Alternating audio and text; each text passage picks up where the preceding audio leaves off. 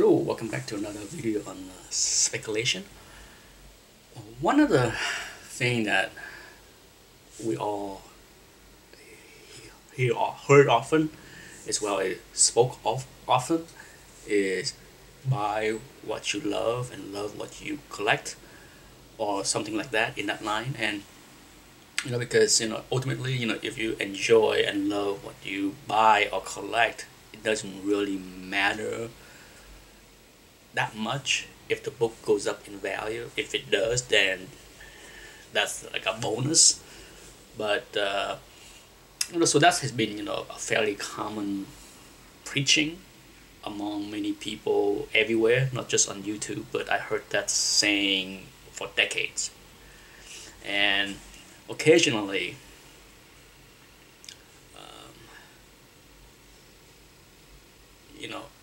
by just buying what you love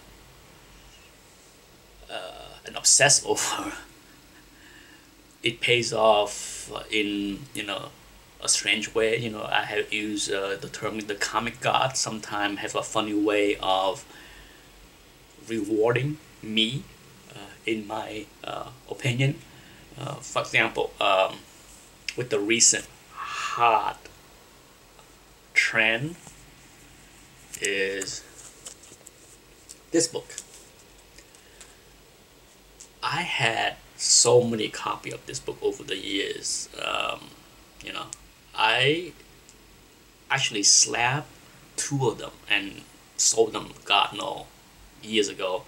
I had like two 9.8 slabs that I submit, and I sold them pretty cheap, like maybe not even $50, not even.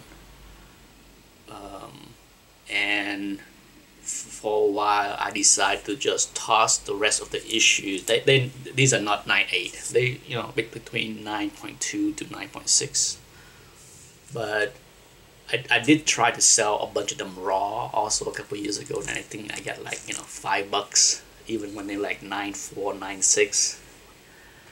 And after a while, it wasn't worth even trying to sell them, so I kind of chucked them in a box and forgotten about them for 5 years. And then the last couple of weeks, with the new TV rumors that Firestorm will be in the Flash TV show, now this book in a 9.6 time can go for like $100 or something like that. So like I said, I have so many. I still have probably, I pull out 4, but I think I have at least 1 or 2 more somewhere in some other boxes. Because at one time I had like a dozen copies, and I'm pretty sure I sold half over the years. But so that's one example. The topic of this video is things that you hoard, obsess over. Things that I hoard and obsess over, that didn't used to mean a lot of value, but now the hot trend make it worth a lot, so it's kind of funny. So if you have books that you hoard for whatever reasons, that was worthless or didn't worth a lot of money years ago, but now worth a lot of money, I love to hear some of the stories out there. And another one that I hoarded for years and years and years and years is Fantastic Four 67. The reason why is that back in Albany, New York, on New Scotland Avenue, one of the few Silver Age Fantastic Four that was around to read was this book. I remember it vividly for the Cocoon cover. And it stuck in my mind all those years. So for years, whenever I see a decent copy, I would grab it, just for nostalgia's sake value.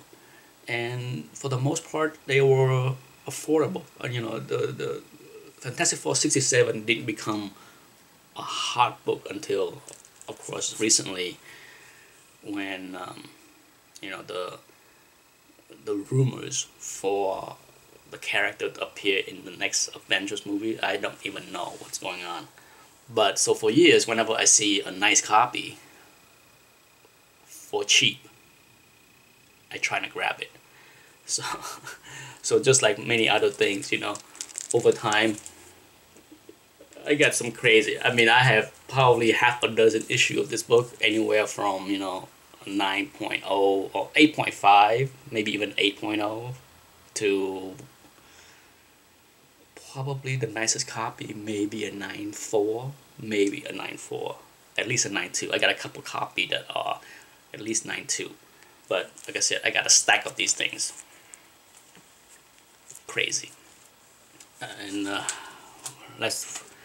There are so many. I hoarded so many books that used to be not that important, and then of course then they become important. Today, for now, who knows if they will be important next year. So I do plan to sell some of them. I plan to submit a couple of these books to the new grading company, CBCS, sometime before the end of the year, and sell some of them. So I have a stack of books that I set aside that whenever they open the door and ready to take in submission and grade them, I will send in a batch. And last but not least, another book that relates to the Fantastic Four 67 is Warlock, Marvel Premiere #1. For years, I love this picture frame black covers, killer hard to find in high grades and well centered. So, being the obsessive nut that I was, over the years, I keep buying, and I keep upgrading, buying. So yeah, I have a stack of those books too, and and for a long time they weren't that expensive, but now they are kind of pricey, and it's time for me to let some of them go. So if you have a good story on books that you hoarded for whatever reason, whether you love the covers or whatever, I love to hear what it is that you hoarded years ago that was not worth a lot of money, but today they are worth a ton of money. I love to hear some of the crazy fun story. Anyhow, that's it for this short video. Thanks for watching.